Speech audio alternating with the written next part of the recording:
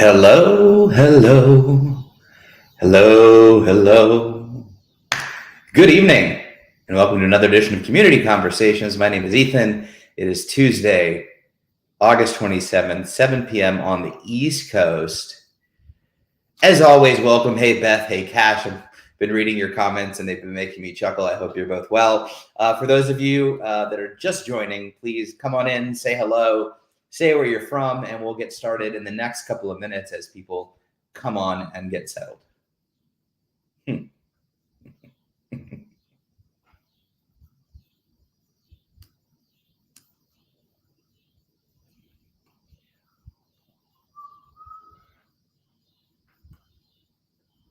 Hilarious, Cash. Actually, that is pretty funny. I hope so too. You know, the feeling is mutual. Hi, Robert Spence. It's good to see you. If you're just joining us, say hello. Let us know you're here. Hi, Bobby. It's nice to have you from Hertfordshire. There we go. The UK contingency is in full force. Michael Schramm in the house. Good to see you, Michael. Hello, Isostasia. It's good to see you as well. Hello, hello. Like I said, if you're just joining us, we'll get started in the next 30 to 45 seconds. But let us know you're here. Say hello, where you're from if you haven't been here before. Love to know. Hey, Amy Ellickson in the house. Good to see you. Miss Valerie Andrews, my heart, my soul. Just don't tell Katie. Good to see your name. Beth Carducci and Cash, of course, started us off the evening strong. And I agree with Beth. Don't be too much on your good behavior, Cash. All right. With all of that, if you're just joining us, please say hello. Oh my gosh, really? Happy birthday, Amy. Oh, we have to sing happy birthday to Amy. Is it really? How do I not know these things? I'm so out of the loop. Oh, whoops. I've still got my thing on Cash. Yes. All right. So for those of us in virtual land and here, we are going to sing happy birthday to Amy Ellickson. That's so exciting. We are huge fans of Amy. Hi, Tamara. So here we go. I don't sing very often for people. Happy birthday to you. Happy birthday. It's weird to sing alone. Happy birthday to you. Happy birthday, dear Amy. Happy birthday to you. Someone totally gave you up. Also, I forget that in my office there's horrible echo. So, hold, please. Settings, audio. Okay, there we go. Can everybody hear me okay? Yes, clapping. Yes, we do clap at the end. Blow out your community conversation candles, Amy. All right, so if you're just joining us, say hello. Let us know you're here. Hi, Dave Raven. Good to see you. And we'll get through some quick housekeeping and jump into conversation. So this community conversation, hey, Zachary from DC. This community conversation is intended to serve as educational content and is not intended to replace therapy. For treatment-related questions, please be sure to work with your local provider or contact a local clinician. The IOCDF is not a crisis hotline. If you are in crisis or ever feeling suicidal or unsafe, please go to your local emergency room. You can dial 911 or the 988 Suicide and Crisis Lifeline by dialing 988. As always, I'll leave that up for a few seconds. As always, want to create as safe a space as possible, be kind and respectful to everyone. At the end of the day, we're all here to support one another. And a note, this is being broadcast on several social media platforms, so keep that in mind as we talk amongst ourselves. With that, all right, so we're off to a good start. I'm excited that it's Amy's birthday. Happy birthday, Amy. I hope you had a beautiful day. Might be a topic for conversation. I don't know how you all feel. Hi, Liz Smith. Hi, Mary Beth. Liz is my mother. Hi, Mom.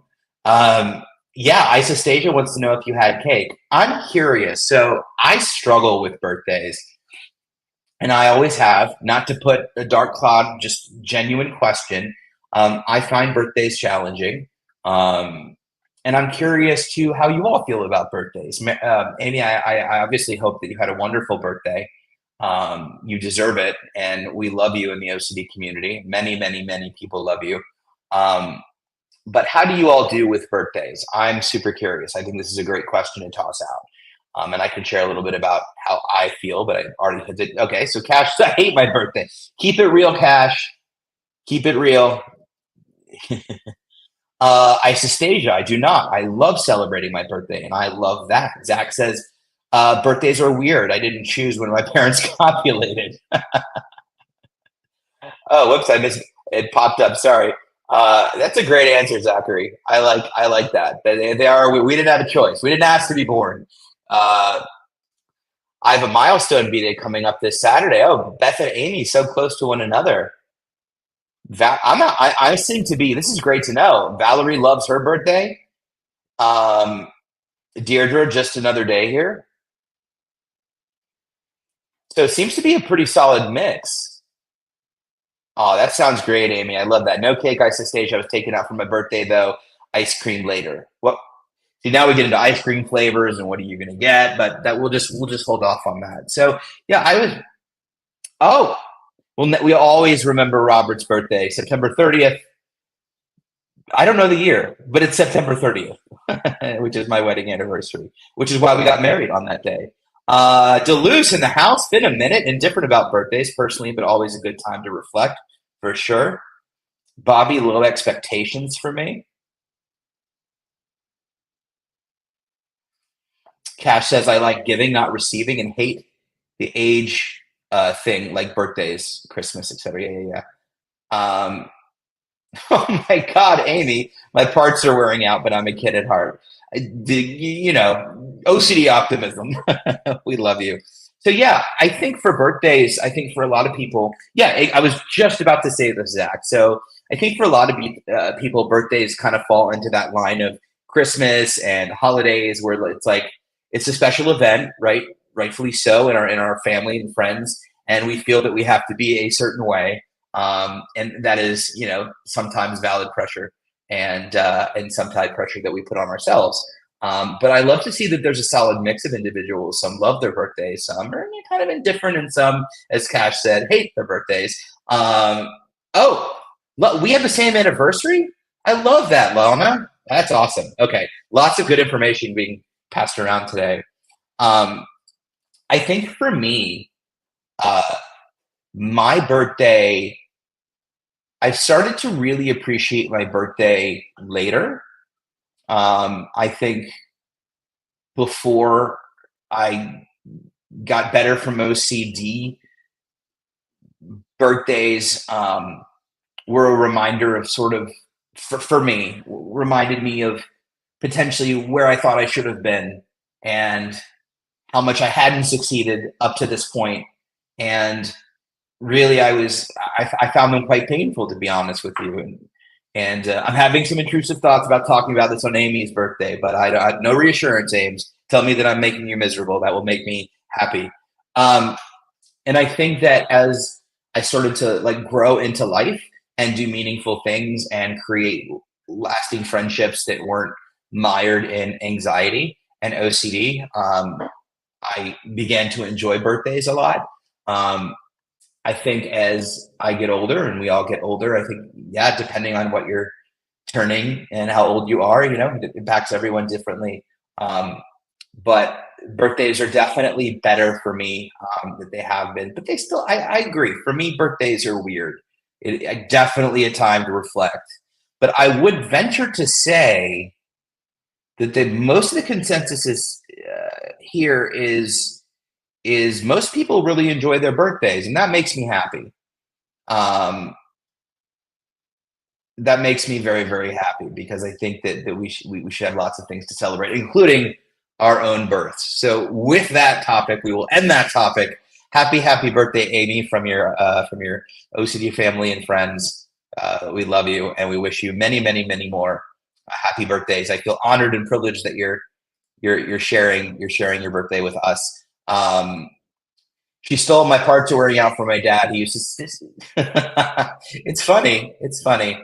I do love other people's birthdays too. All right. So with that, how are we all doing? How is everyone feeling? Um, how are you living into your values, and how is life feeling meaningful? Um, Update me. I saw a post.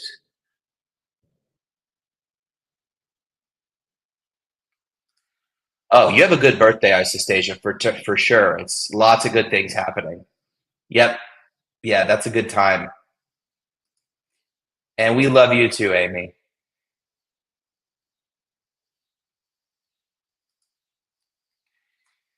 So I'll start with myself. OCD wise, I think I've been pretty solid overall. Um, hey, Selwyn in Australia. He calls me the good yank. I kind of like that. Has a couple me Cash, be quiet on that. I know you're thinking stuff. Um, but yeah, good to see you, Selwyn. Hope you're well. I think it's tomorrow where you are, so happy Wednesday. Um, I think it's been good so far. I have a procedure coming up, I think week after next, and so I'm having some anxiety around that. It's a standard. You're getting older. We got to check things procedure. So it's. But with everything that went on with my other health stuff and the mass and things like that, I have to be honest. I'm probably more nervous than I normally be, just because last time I got stuff, they found something having nothing to do with any of this and all different things. But you know how OCD links things, so I'm noticing a lot of like participatory anxiety. I'm participating in my anxiety, anticipatory anxiety as I head into this, but doing my best to just stay present and and sit with discomfort and be okay feeling a little off and a little ick. But beyond that, I think I'm doing pretty solid. So how's everyone else doing? Don't be shy. Um, we know that it's Amy's birthday, so happy birthday to Amy.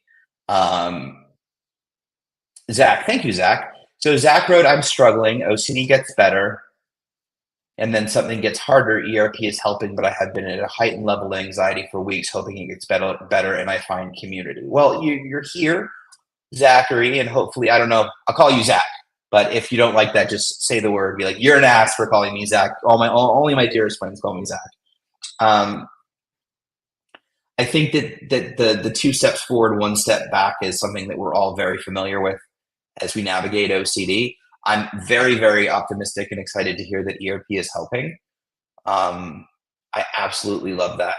Um, I think that as we navigate treatment, our anxiety levels definitely increase and decrease. And you know, there's nothing here that I'm saying that doesn't sound familiar and accurate for somebody that is you know battling OCD. It will get easier. It does get easier, um, and it is totally worth it. But I'm sorry you're struggling, and I know how hard that can be. And you know, when the OCD is close, you can kind of punch it in the face. So it's a great opportunity to really put things to bed, and all of a sudden you'll start to notice you're feeling better and better. But life is always also challenging and brings lots of anxiety and discomfort. And and sometimes we know why, and sometimes we don't, and that's okay. So I think just being okay, not being okay sometimes, and moving forward is all that we can do. So, and as far as community goes, I don't know how involved you are with the IOCDF. We have lots of programming throughout the week. This is a very safe space, or at least as safe as we can possibly make it online. So, but this community is amazing. So definitely, if you haven't, Zach, you know, go onto the website, check out all the things that are going on. Um, as you can see, we have a vibrant community that is amazing and selfless and loves to give back. And we're truly one of a kind. So I'm glad you're here. And if you have any other questions, don't hesitate to ask. Thank you, Jane. Jane wrote, love you and Katie. We love you, Jane. Thank you so much. Um, Beth wrote, hypocrite for liking OCD obsessive, sorry, hypocrite for liking OCD shared obsessive crab disorder. I have OCD. I'm obsessed with hermit crabs, not a random person pretending to be a little OCD. I feel guilty. You should feel guilty. And also, I kind of love that. I feel like we can make fun of it, right? We're on the inside. It's okay. You can. We also know your love of crabs, your dislove of OCD. I appreciate. I appreciate. I would be okay if I ran into Beth Carducci in an alley. I don't know why we'd meet in an alley, but I'm okay with running into Beth Carducci in an alley and she's wearing a shirt that says obsessive crab disorder. I'm good with that. That's awesome. Um, Jane Taylor taking cycling classes, which helps. I can't seem to get a handle on rumination. Rumination is tricky, and I think that's awesome that you're cycling, and I think that I know a lot of individuals. I know Katie, when she's running, can get, we can be doing things that are really healthy and proactive, and that doesn't mean that we still may not mentally compulse. And so, a huge kudos to you for getting out there and doing something different and new, or maybe you've been cycling for a while. Um, Give yourself some grace and compassion if the rumination is still happening while you're cycling and doing your thing. Try to come back to the moment as much as you can, and don't beat yourself up for it. Our brains are going to wander, and the more we're okay with not being okay with our brains wandering, the less they'll wander. Especially when we have some of the insight that we know that's common and can happen and all that good stuff. So I'm glad it helps, but you will get a handle on rumination. Keep in mind with rumination that it's not about being present 100% of the time. That is probably impossible for everyone, with or without OCD. I think our goal is to see how many times we can come back to the present moment. And so, Jane and anyone else, if you're struggling with rumination and you're sort of just being stuck in your head, I challenge you really to see a successful day as, did I come back to the moment today? I'm not asking, did you stay in the moment today? It's, did I come back to the moment? Did I come back one time? Did I come back 10 times? Did I come back 100 times? Did I come back 1,000 times? Did every 10 seconds I kind of have to pay attention and go, oh, okay, I'm going to be here. I'm going to be cycling. I'm going to be doing my thing. Oh, where did that 10 seconds go? And I just wandered. That's okay. That's okay. I'm not going to beat myself up. I'm not going to, give myself crap for it. I'm just going to give myself lots of love and compassion for letting rumination happen and just keep trying to come back to the present. Oh, I feel a burning in this is me cycling. I don't know how accurate that is, but I'm cycling right now. See this time pedal. So anyway, I'm gonna be in the Jane zone, and I'm gonna be like, all right, oh, and it smells a little funky in here because there's all those other people that are cycling. Oh, I feel my legs burning a little bit. Let me look at some colors around. Oh God, did I say that thing to that person? Are they really pissed at me? Anyway, so right, and then come back to the moment and start to pay attention to small things, present things, and how many times can we do that? And that is a muscle that we have to exercise a lot. The more we exercise it, the more we're able to come back to the moment and stay in the moment. And so you'll absolutely get a handle on the rumination. It definitely takes practice, but you'll get there. Great point, though. Thank you for bringing that up. Zach wrote, I feel like I did an exposure this week that couldn't have gone worse. Like comically over the top bad. If you're open to sharing, you kind of set yourself up. Totally not obligated to share, but now all curious what you did, and I'm glad. I'm not sure worse, bad, but regardless, I'm glad you can sort of laugh at it. Sometimes they do, for sure. Love Lana had an MRI Saturday morning. The doctors called yesterday morning and said I have spinal stenosis now. I need to Google that, but it doesn't. Since you're saying oh,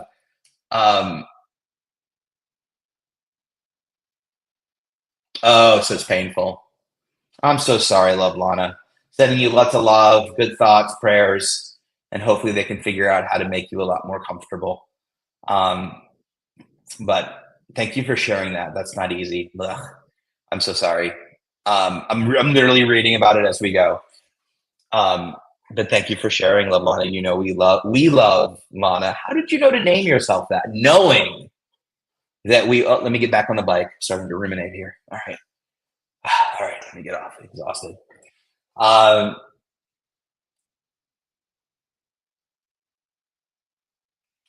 To be clear, Selwyn, that's OBCD. It's not the same. That's not right. And Katie, I don't know if you saw, but it's Amy Ellickson's birthday today. So, yeah, she said she's playing catch up. Oh, okay. Well, there we go. I missed it. All right, good question. Any tips for how to stop compulsive napping? I'm just exhausted from the intrusive thoughts. That's a great question. I have a feeling that maybe some folks may. So I'm going to try something new. I'll definitely weigh in, but let's see what some other folks had to say about it. So I'm going to star you. There we go. Isaac Stasia wrote, I hope everything gets easier. I'm getting out from some hellish weeks. OCD almost made me non-functional again, but I came back feeling so much better with some kind of forced exposure. Thank you, Isaac Stasia, for sharing that for Zach. And I'm glad. Isn't it interesting how OCD can oftentimes make us feel like we're on the ropes, and that we're so close to just inevitably losing everything, and then how quickly we can bounce back. And that's the power of treatment, and the power of hope, and the power of positivity, and the power of being willing to feel uncomfortable, and distress tolerance, and all of the above. Is that when we have that foundation and those skills, we are able to move forward very, very quickly. We just have to be willing to get scared and get uncomfortable and embrace uncertainty. And I think that but it's so, I think it's comforting and reassuring, dare I use that word, reassuring to know that how much control we do have over our own OCD, and when it is loud and interfering and painful, we can do something about it. And I think that's a great example of that. We also aren't necessarily the best judges of how our OCD is impacting us, right? So in our minds, oh my God, I'm relapsing, right? But really, in the grand scheme of things, it can just be a blip, which is why we never, ever, ever, ever want to give up. We always want to keep fighting. And with that, Isastasia, that is, thank you for sharing. That is great to hear. And I'm gonna answer your question, Zach, but I'll quickly show my wife's response, which is, so sorry you were struggling, Zach. See, you found your community already. OCD totally sucks, and those heightened weeks can feel so hard. Just came out of one of those periods. You are not alone, and so glad you're here. So thank you, Katie, for that. As far as your question, Zachary, about, so twofold. Naps are very effective at being a compulsion for avoidance. So a lot of times when we just want to escape or disappear or not feel or anything, we take a nap. So that I'm not suggesting that you're avoiding. I'm simply saying that is one compulsion that is pretty common. You're also explaining something that's very common, which is the exhaustive nature of intrusive thoughts, and how sometimes we just want it to stop. And so you're just absolutely exhausted from the intrusive thoughts. Now, let's break this down a little bit, because I think there's something small to unpack here, which is the thoughts themselves. Words, end of day words, so fun.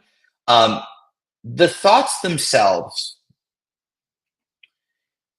can feel exhausting. In reality, it is our reaction to the thoughts that are exhausting. It is the feelings that we feel. It's the anxiety that we have. It's the distress that we experience.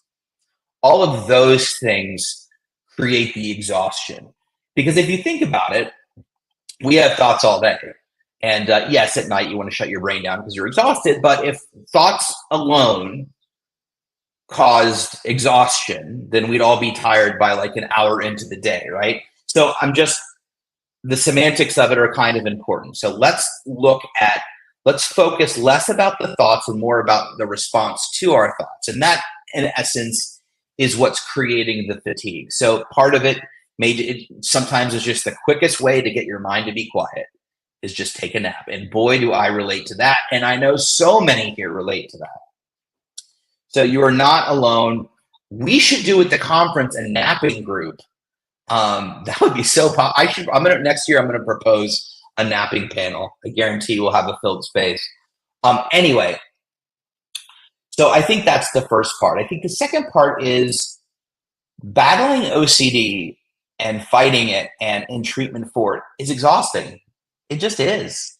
And that's just a fact, because gosh, there's so many aspects to OCD that are challenging, and so many aspects to treatment that can be challenging, and all of it is very, very tiring, especially as we're learning to rewire our brains and think a completely different way. And so it is so valid that it's exhausting.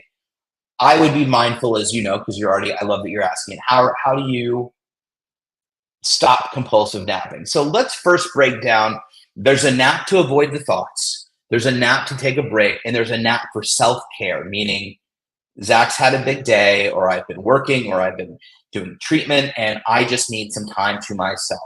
Well, first of all, what are some other things that Zach can do that rejuvenate you, that make you feel better, that make you feel refreshed?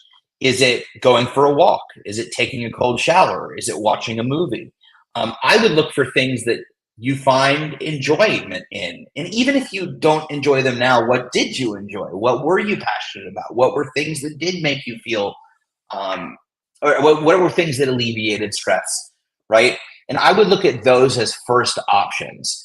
If you are compulsive napping, meaning you're taking multiple naps a day, right? I would begin to ask myself, how can I reduce those? If I'm taking 3 naps a day, I want to do 2 naps a day tomorrow. If I'm taking 2 naps every day, I want to do 1 nap tomorrow. And if I'm doing 1 nap, do I really need a nap? Is that part of your day? Is there a routine to it? Can you reduce the time? If you're napping 3 hours, can you do 1 hour? If you're doing 1 hour, can you just take 20 minutes? I find that meditation was really helpful for me to replace with napping. Napping to replace with meditation. I felt a lot more rejuvenated after meditation, a lot more focused. I thought it was a lot more beneficial. And sometimes I don't feel great after naps anyway. So the bottom line is naps are a very easy way to make the thoughts quieter, to get some rest. And I think we have to ask ourselves, do I need rest? Am I avoiding? Or can I engage in an activity that is really beneficial to my mind, body, and soul?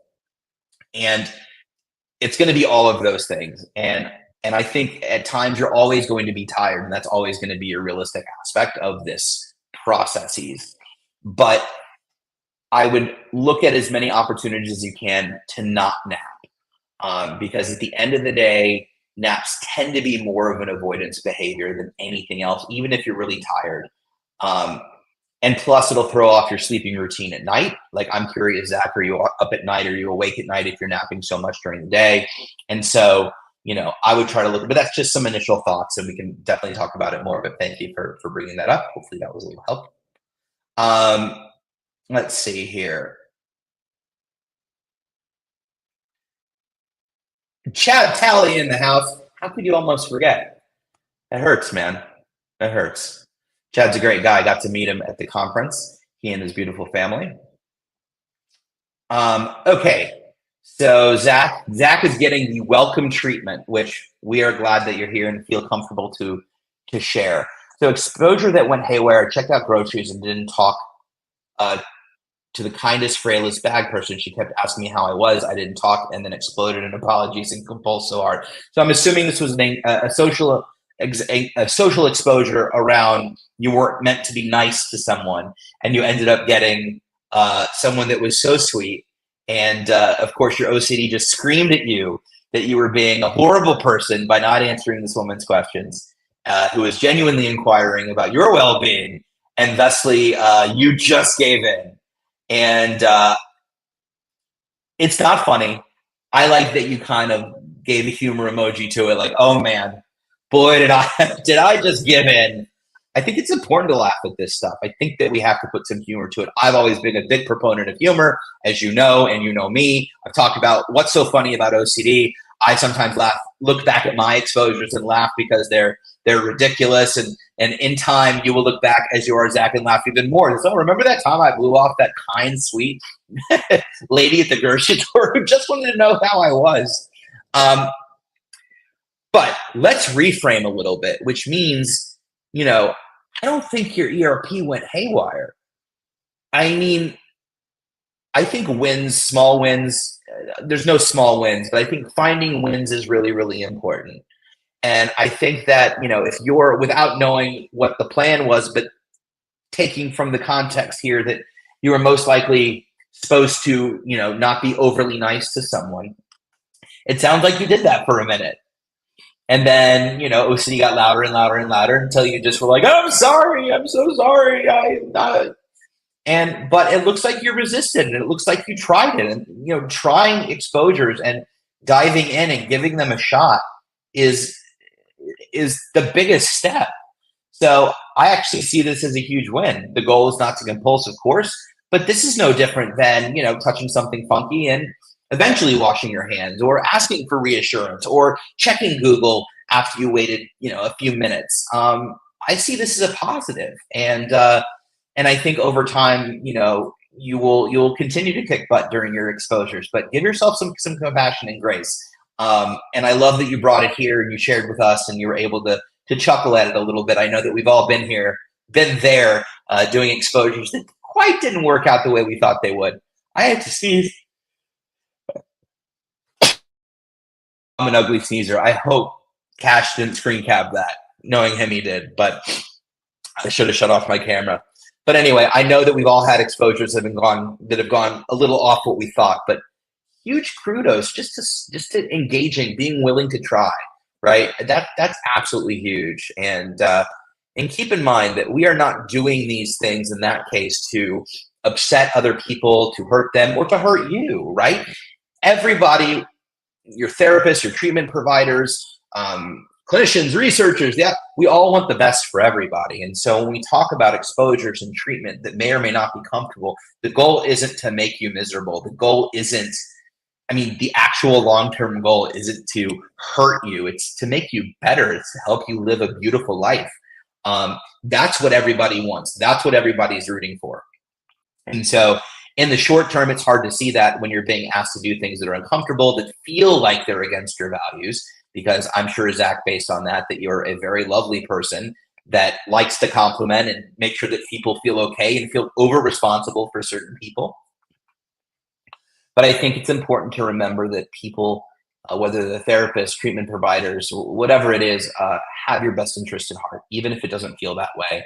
And I'm not saying that every therapist is a great therapist. I think we have to learn when to trust and when not to trust, and that's why these groups are great. But I do think something that helped for me a lot in therapy was constantly reminding myself, not compulsively, that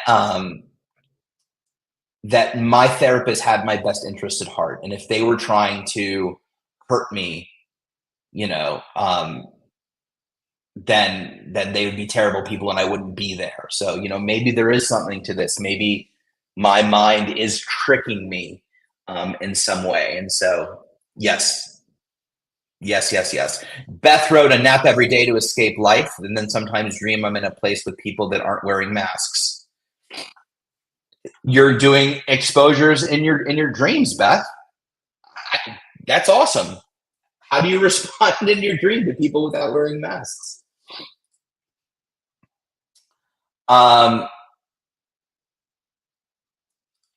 Deirdre said, "I found out 2 weeks ago I have scoliosis, so no one here is alone on the health front either." And hopefully that gives you some answers, Deirdre. I hope you're feeling okay for sure. And we're all sending lots and lots of love and support. Katie wrote, "Ethan watched me on the ropes for the past few weeks. And it's so interesting how fast I switch when I decide to lean in and stop being so mean to myself after weeks of being stuck." That is true. And it's a great reminder to see somebody in action really turn it around simply by being willing to be vulnerable and be authentic and being available to be frightened of the things that may happen by choosing to potentially let them happen and let go of the rope and release control. Remember, we're releasing control of something that we never had control over to begin with. We are letting go of control of something that we never had control over to begin with. I think that's important because OCD is all about control. Compulsions are all about control. I want the feeling to go away. I want to make sure that whatever I'm thinking doesn't happen or will not happen, or I don't feel this way, or any of those things. Aside from specific subtypes of OCD, a just right feeling maybe. I need to make sure that X, Y, Z doesn't happen, doesn't occur, I don't think of, fill in the gap, right? And in reality, we don't have control over the majority of those things. But I can tell you from my own experience, when I was going through some health stuff, it absolutely made me feel more in control to Google. it absolutely made me feel more in control to read about symptoms and try and diagnose myself. And like I was working for me and I was advocating for myself. And it makes it's OCD can make you feel very helpless when you're not compulsing. And compulsions give us this illusion of control that we are taking some sort of action to prevent or create some sort of stability in our lives. And the whole thing is false. It's all a false narrative. It's all a big fat lie. And maybe some of you are arguing with me, maybe some of you are not, but it's a big fat lie. We don't have control over it. And the minute we recognize that when we let go of this idea of control, we feel more in control. And it's the wonderful paradox. It's the control paradox. It's this idea that I don't care what's going to happen. I'll deal with it if it does. And in the meantime, good luck to me. And in doing that, it feels very empowering. And it feels very much like you have so much more control over your life simply by accepting that we don't have much control over our lives aside from our own focus and behavior. Meaning, and with OCD, we're choosing so many times to not focus on the things that we care about, to not focus on the things that we hold dear and that we value. We focus on the things that OCD wants to focus on, and we act in the way that OCD wants us to act. And so I think that there's a lot to be said for this letting go, which is so hard. Just because you realize that it's what you should do doesn't mean it's easy to do. And but I so recognize how much better it can feel to act when inaction can feel irresponsible or icky or gross or dangerous or. When in reality, the amazing thing about what am I doing? This looks hideous. The amazing thing about OCD is that the less we do, the less we try to figure out, the less we try to act, the less we try to engage, the better off we are. Like treatment for OCD, yes, there's a lot to do, I realize, with ERP and things like that, but ERP is literally teaching you to not do. Don't check, don't research, don't ask, don't, right? It's all about undoing maladaptive behaviors. So in reality, I always use this example. It's like, if we ask someone not in an OCD crisis to take this cell phone and make a call, then they would do that. If we ask somebody in OCD crisis to, here, take this phone and make a call, and my OCD revolves around this, I would be like, well, wait, how does this work? Well, what do you mean make a call? How do you want me to make, do you want me to, well, I should know how does this, can we open this up and take a look? When in reality, all I have to do is take the phone and make a call. But we overcomplicate. Our OCD makes us overcomplicate it so much. And I think it's fascinating that the treatment is all about not doing, right? It's learning not to do. It's stop. I told Katie this week, since she talked about it here, stop thinking, stop doing, stop trying, just be. Just feel the ick. Stick with the ick. I don't know who came up with that. It's pretty brilliant, though. And it's really difficult to do because, again, it feels icky and irresponsible and like you're not protecting yourself or protecting others. But it really is such a crucial part of treatment because the minute we let go and we're willing to let ourselves feel a certain way, we're willing to let the scary thoughts potentially be there, potentially happen. We're not wishing them on people. We're not hoping they are. We're simply going, you know what? I don't have control over this. And on top of that, trying to seek control is ruining my life. I am losing my life. It is getting smaller and smaller because I am trying to protect this thing. I am trying to prevent this thing. I am trying to not feel this thing. And inevitably, in an attempt to live a beautiful life, we are making our lives smaller and smaller and smaller and smaller and smaller and smaller and smaller. That's my speech on that. Let's see here.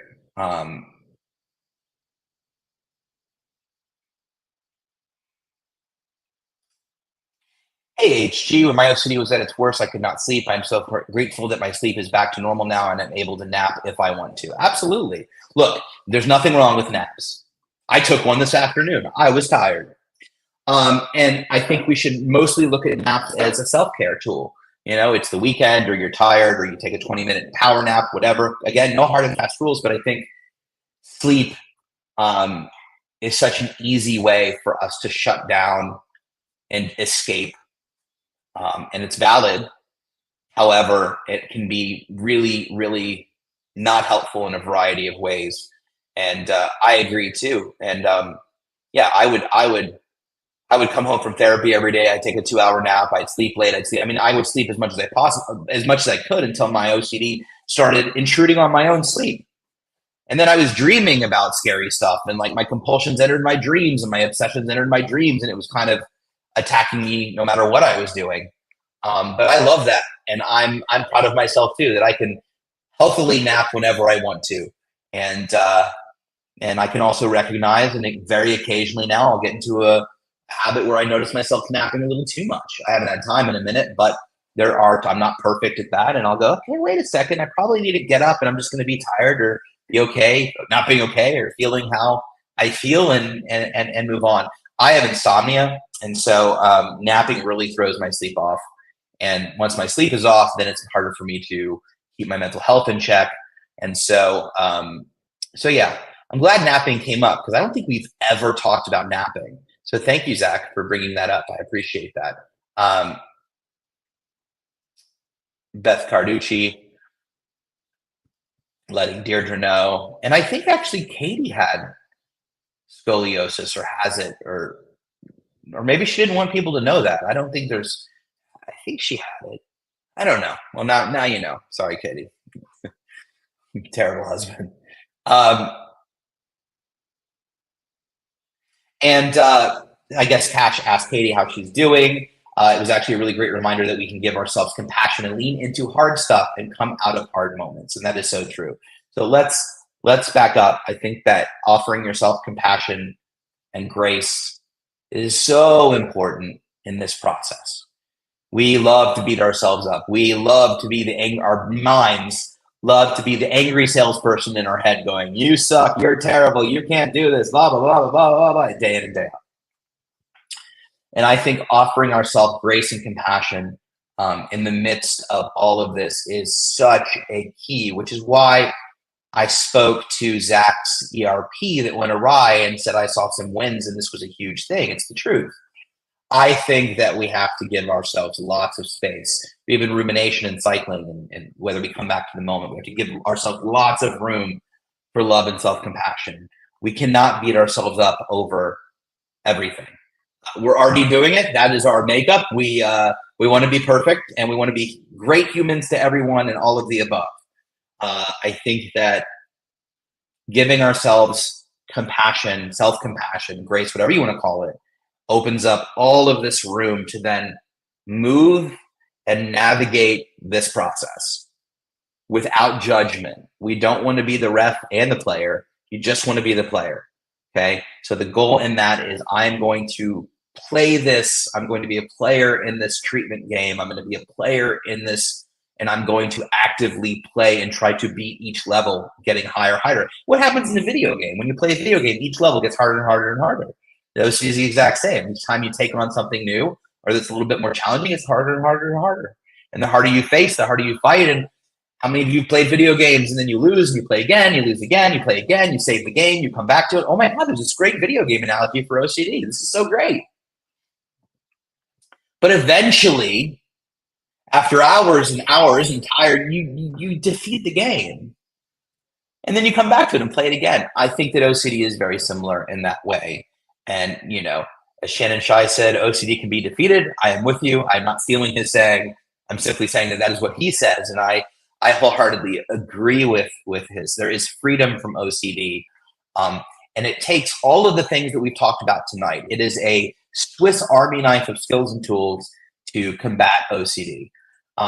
But with that being said, and yes, there's all of these, you know, you talk to therapists and you hear clinicians and they talk about, all these different approaches and techniques and tools and skills, but they all, in my mind, they all kind of converge on the same thing. It's all these different approaches. Why are my hands so busy today? There's all these different, I hope you laugh at least when I look silly, to getting to the same place. What's the same place? Being comfortable, being uncomfortable, being okay, not being okay, being willing to experience discomfort and anxiety, embracing uncertainty, diving into that big, beautiful life that you deserve, choosing to turn your pain into purpose, engaging in this idea of short-term pain, long-term gain. I'm going to feel the ick today because I don't want to feel it tomorrow. So I'm going to go ahead and feel gross and scare myself today because I know if I do that, then tomorrow's a little better, and the day after that's a little better, and the day after that's a little better. And I think we can narrow treatment for OCD into, it all converges on this concept of less is more, and embracing the feelings and making room for all this stuff and focusing on our values and embracing uncertainty. And it's, I think everybody needs a different approach.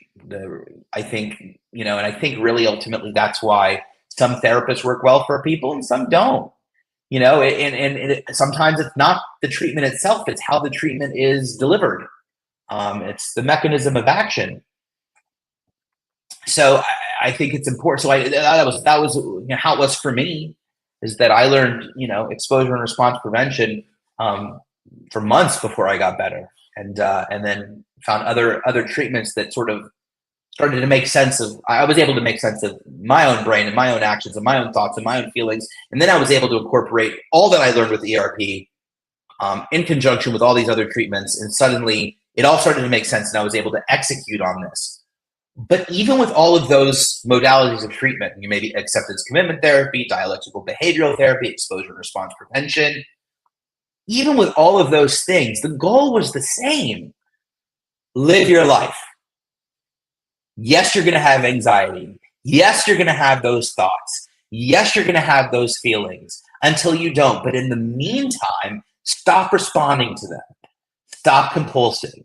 Stop being afraid to be afraid, right? It didn't matter where I was getting the information from. The information is just a way to break through your mind, break through the noise and the clutter in a way that you understand you're able to act on. And so I think that's really interesting.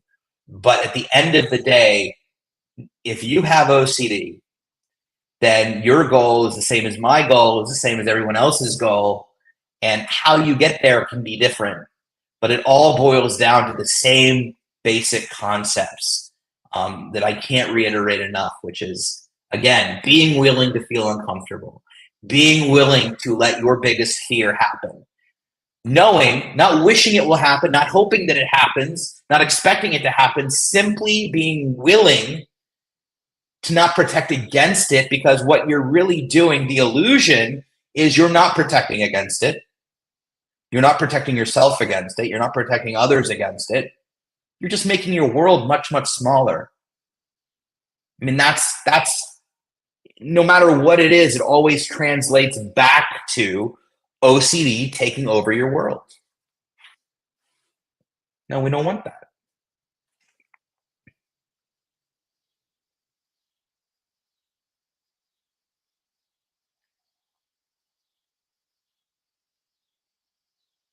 See, Isostasia wrote extreme anxiety from OCD made me incredibly tired too. I was sleeping 10 plus hours and still feeling tired and weak and sad. And absolutely. And that is so valid. Let me make it clear. I'm in no way saying that you shouldn't feel these feelings or beat yourself up for sleeping. Totally all good. But it's okay to feel tired. It's okay to feel weak, and it's okay to feel sad. And yes, sleep is a component of regaining your life and stabilizing. But at a certain point, all things become compulsive if we do them too much. All about balance. If I watched a movie whenever I felt anxious and I was watching 9 hours of movies a day, then that's a compulsion, right? We can literally take anything and it can become a thing if it becomes a thing. So don't hear me say don't nap. I'm not saying don't sleep. I'm not saying do any of these things. I'm simply saying, like, ask yourself why, and are you able to sit with the discomfort of feeling tired or uncomfortable? How are you responding? Are you avoiding? Are you not avoiding? It's okay to reflect on some of this stuff. Or simply ask your therapist, ask the treatment provider, or whoever you're working with. So Beth wrote, if I didn't have crabs, there's a sentence you don't hear. I don't think that was meant to be read aloud, but that's funny. I would probably sleep until 1 p.m. and then do mostly nothing. I have to take care of them, so I have to take care of me. I'm following up by Katie's response, which is love that as a value, Beth Carducci. Truly, there's something beautiful about having a purpose and stepping toward caring for things we love so much. Absolutely. Couldn't agree with that more. Yeah, and yes, amen. OCD is exhausting. Let's use that as motivation. Let's use that. I mean, look, life is exhausting. And then you put OCD on top of it, and you start to get the OCD life sandwich, and it's all very exhausting. But wouldn't you rather be exhausted by life than OCD? Wouldn't you rather be exhausted by something beautiful that happened? Wouldn't you rather be exhausted by I get excited when was I was exhausted, I think, because my internet went out and was supposed to get reinstalled, and I was annoyed, and I was on the customer service, and those customer service calls, and you try to get through and you can't get through, and you get hung up on 12 times, and then you call back and blah, blah, blah. I was exhausted. But it was like the best kind of exhaustion because it had nothing to do with OCD. It was annoying, it was irritating, it was aggravating, and it wasn't my brain. That made me very happy.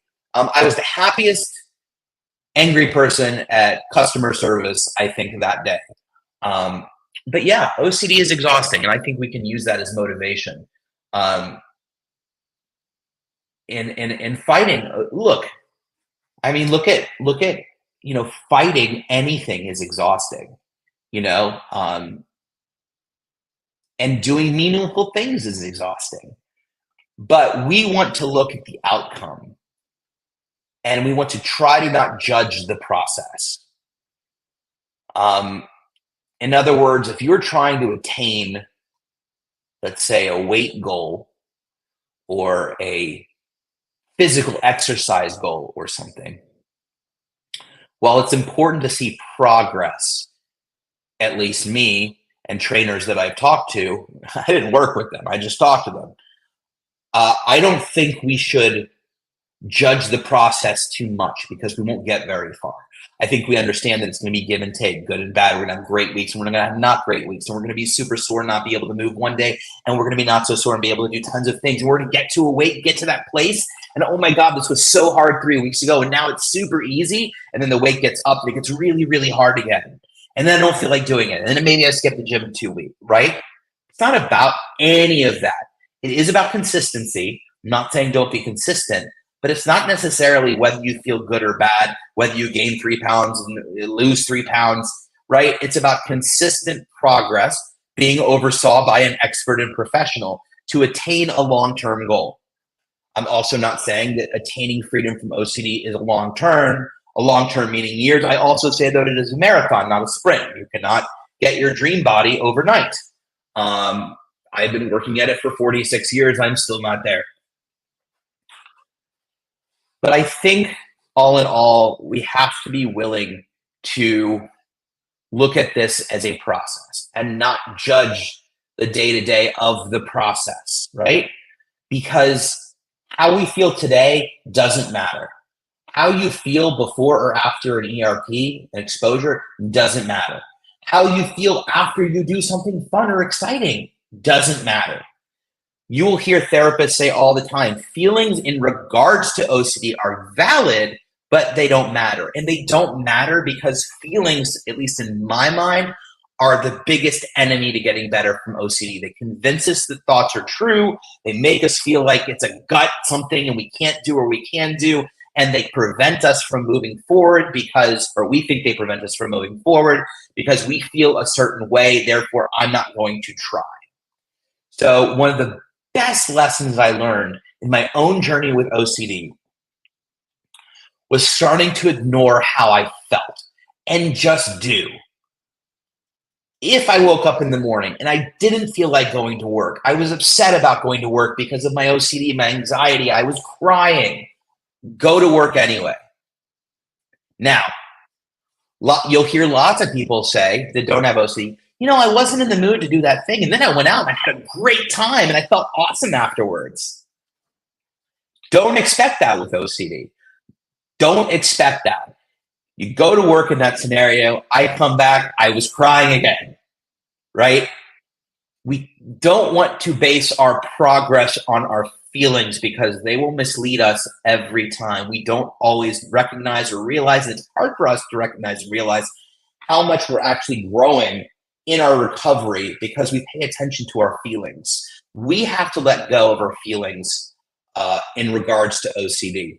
And when I started doing that, it made a huge difference because suddenly I was just doing. And the times that I did feel better after doing something, that was icing. It was unexpected. I was like, wow, that's cool. I feel pretty good. And that eventually happens. Okay, the goal isn't to do your whole life and feel like shit. That is not the goal here, and that's not the idea, and that's not what happens. But in the early stages and in the stages of working and challenging yourself and engaging in treatment, you're going to have more days where you feel crappy than you don't. But I will tell you that the purpose of this is it rewires your brain. And those days when I would come home from doing and feel like shit, I don't know why I'm cursing, but screw it. But I would tune in to my thoughts and really just kind of reflect on the day. There was like this slight little smile, like way down subconscious. Subconscious-like, it was way down there. And it was this little hint of, you did it. You did it. Good for you. You couldn't do that last week. You couldn't do that for months. You did it today. And it was messy and it was gross and God knows how you did it, but you did it. And it's so hard to hear that and pinpoint that, but it's down there. And even if we feel crappy after something, it's that piece that's built upon each day as we act in accordance with our values, as we move forward, as we choose not to compulse, as we are willing to sit with ick and discomfort and grossness. It is that little kernel, that little seed that starts to grow and be nurtured. And it's there. We may not be able to feel it, see it, hear it, taste it, touch it, smell it at all. But it's there, and we have to trust that. That's the radical faith part of this process. And when we trust that, at some point, suddenly go, oh, I feel better. There's a tree there. When did that? Katie and I woke up this morning, and she got this. She kills plants. Katie is where plants go to die.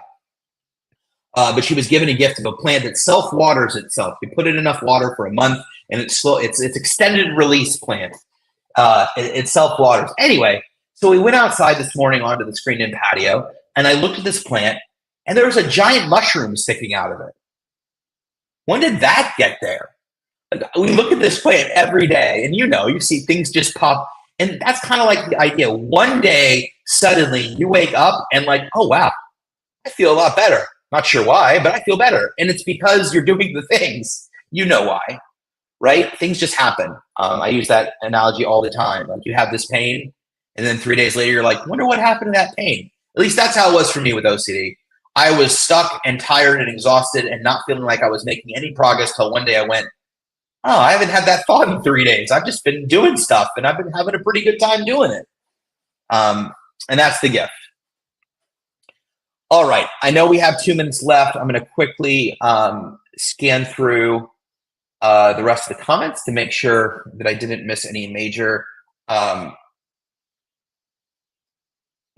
questions. And sorry, I don't read fast and I'm scanning quickly. I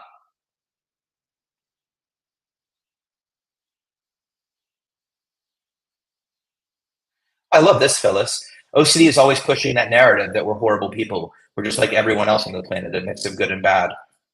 Valid. We're human. We're human. I may not even say bad. We're just human beings. We have this perfectionistic tendency to want to be perfect and do things right and always be but It's a balance. It's gray. There's gray. There is gray, us black and white thinkers. There is gray. Oh, hey, Madeline. I haven't seen you in a minute. Um, this is also true. Um, yes, this is also true. Uh, Katie is the worst waker upper. It comes from her genuine exuberance and excitement of life in general, which is why you can't help but love her no matter what. And even when she like is like, "Hey, Ethan, guess what?" And I'm like, "Did you not see I was napping?" You can't be upset because who doesn't want to wake up to that smile every time? But she does suck at letting him nap for sure. Um, Madeline asked, "What helped you the most when your family wanted to distance from you because of your OCD?" That's a great question. Hopefully, y'all are okay to go. I run the own show, so I can go over a little bit if I want to. I don't have to ask anybody permission. I'm the boss. So if you want to hang out, please hang out, and I'll try to get through the rest of the question. Just don't ask any more. Education and support. Madeline is the short of it. I think that you know,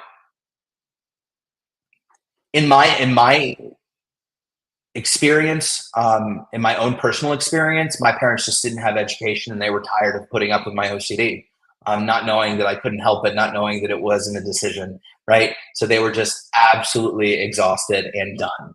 Um, and it was really helpful to have therapists and clinicians and information in the IOCDF to educate and help in that process.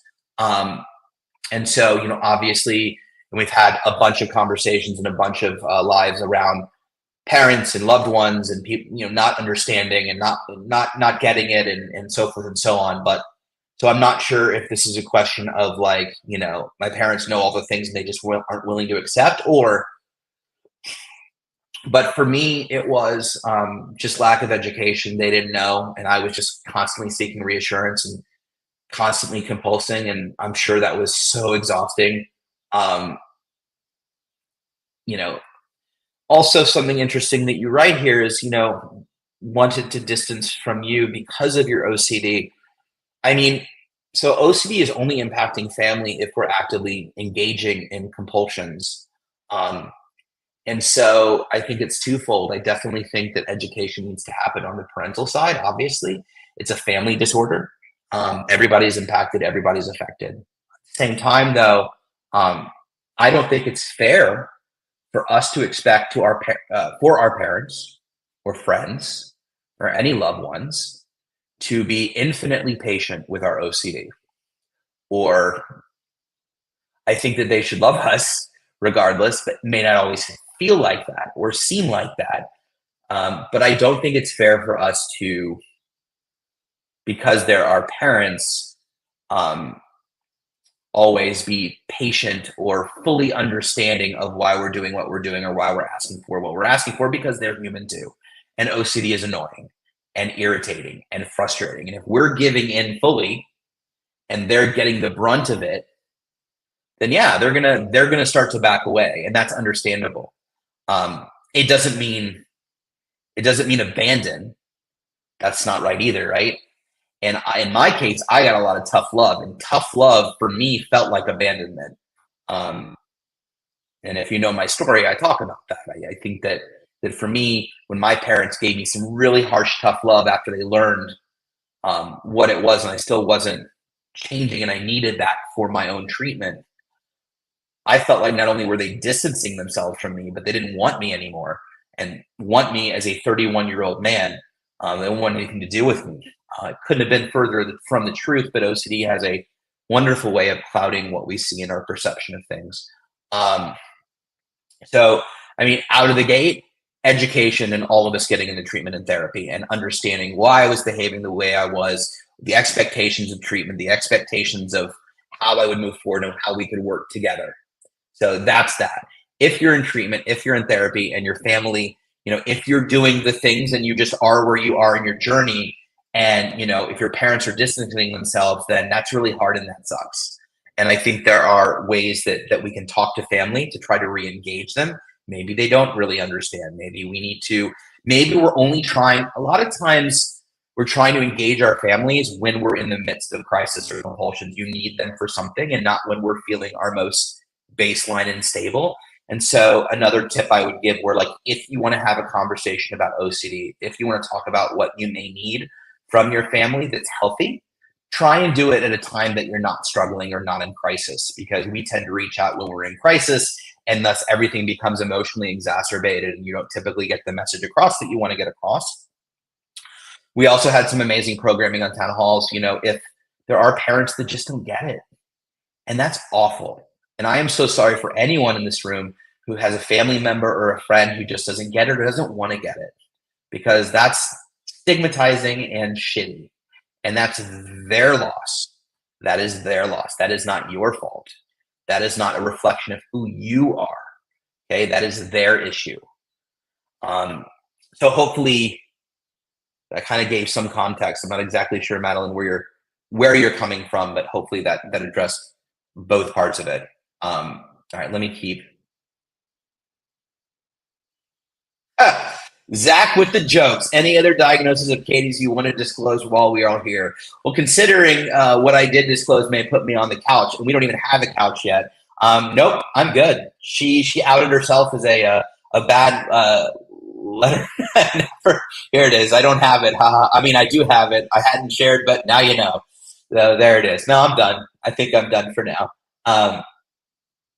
Yes, Michael. Always, right? I think it's fascinating. I was reading a book and it said, if the voice in our head were a friend or a salesperson, we would never be friends with that person, never buy anything from that salesperson. And yet, because the voice is in our head, I buy into it all the time. Ethan, you're a shitty person. You made a terrible decision. What will that person think of you? What were you thinking? You didn't make any sense. You should be ashamed of yourself. You weren't on your game. No. It's like a drill. And I have to fight it. And like, finally I go, oh, I know that voice. You're full of crap. I'm not listening to you. Nice try. And then the next day the voice goes, no. I'm like, you're right. I think it's a really interesting, and Michael's just the guy to research this, but I think it's really fascinating that we have so much more compassion for others and less so for ourselves, and that nagging voice in our head. And maybe it's part of our perfectionistic tendencies. Maybe it's part of our drive to be such good people to everyone. Maybe it's all of the above. But yeah, I totally agree with you. That's really interesting. CJ, what if your OCD says that that if you show compassion to yourself, that means you're a horrible person? It's a big question, and there's a lot to unpack there. There's a lot of individuals with OCD that aren't allowed to do anything nice. They don't deserve it. People say to themselves, I can't get treatment. I don't deserve it, because of something they think they did or may have said or did or whatever it is. I will stand by the simple saying, and there's a lot more to unpack here than that, but for the sake of time, that typically OCD is a thought. Thoughts aren't facts. And just because OCD or a thought says something about you doesn't make it true. And most of the time it's not. The example that I like to use is, if you are thinking right now, I'm a banana, take a moment, close your eyes. Think to yourself real hard, I'm a banana. I'm a banana. I'm a banana. Not a banana. So start there. It's a thought. And then feelings come in, and feelings make the thought more real, and everything that we talked about. So start with that. Just because you have a thought, it doesn't make it true. All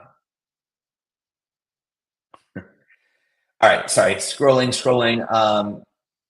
I need to wrap up. Let's see, a lifetime is on this. You guys have been amazing tonight, by the way. Beth, I'm going to come back to you on long COVID. Okay, I'm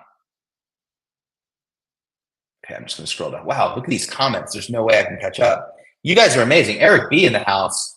Oh,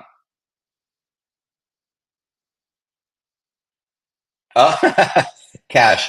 Well, Cash is a pineapple. He is. He's kind of thorny and sharp, and when you pick it up, it kind of hurts a little bit. I think that perfectly describes Cash. You guys have been amazing tonight. This has been a really enjoyable conversation. And for those of you that are struggling, that are suffering, do not give up hope. I know that freedom is out there for you. A big, beautiful life is out there. I know that it is hard to get help. It is challenging to get help. There are so many barriers. Please don't give up on yourselves, because we're not going to give up on you. We will never give up on you. We're in this together. I don't know why I'm getting emotional, but we will. We are here, and you're never alone. And I know if this organization could give treatment to everyone, they would. We work tirelessly, the IOCDF, and just us as individuals. Never want anybody to have to go through what we went through, and I know that so many of you feel the same way. So, if you're struggling, if you don't feel like there's help or hope, there is. It's out there. Sometimes you just have to be more creative to find it. Sometimes you have to work harder. Sometimes you have to advocate for yourself. And I by no means think that's fair. When you're dealing with this or any other, the last thing you want to have to do is fight for your right to get better. But sometimes that's just a reality of the situation, and it's not fun. For those of you that are in treatment and finding recovery, and you're starting to see gains from ERP, run with it. Go, go, go, go. For those of you that haven't started, you're scared, but you're seeing in the conversation, this worked for me, see that as truth, as encouragement, as motivation, that what I'm constantly spouting year after year isn't bullshit, that this stuff works. We can all get there. And thank you for all being amazing advocates and spending your evening with me. I really, really appreciate it. Again, happy birthday to Amy Ellickson. If it is also your birthday out there, happy birthday. With that, I'll close up real quick with some final thoughts. So as always, I'd like to thank myself for running this live stream. I haven't done that before, but I'm going to offer myself compassion. I'm going to say thank you, Ethan, for running an amazing live stream. You've been great tonight. The IOCDF is a donor-supported nonprofit organization. Please consider making a donation at a link. There it is, at iocdf.org/donate. Also, don't forget to subscribe and follow on Facebook, Twitter, Twitch, YouTube, all the places where you get notified when we have upcoming programming. Tomorrow, Lunch and Learn with Dr. Liz and Chris. They'll be talking BFRBs, body-focused repetitive behaviors, skin picking, hair pulling. If that impacts you, you'll definitely want to tune in. And with all of that, last but not least, please check out the resource directory. If you're looking for a treatment provider, you can visit this link right here, and it will give you, hopefully give you some options in your area. And of course, if you have any comments, questions, anything that you need, you can always find resources and help at iocdf.org. With all of that, thank you again for having a beautiful evening. Y'all were awesome tonight. I will see you in 2 weeks, I think. I think they're moving some of the schedule around, so don't hold me to it. We might have a guest host next Tuesday, but I will keep you updated on all the things. So with that, as you always know, have a wonderful evening. Stay safe, stay vigilant, feel the feels. Don't let OCD off the hook. And we will see you next time. Keep fighting. You guys got this. We're in it together.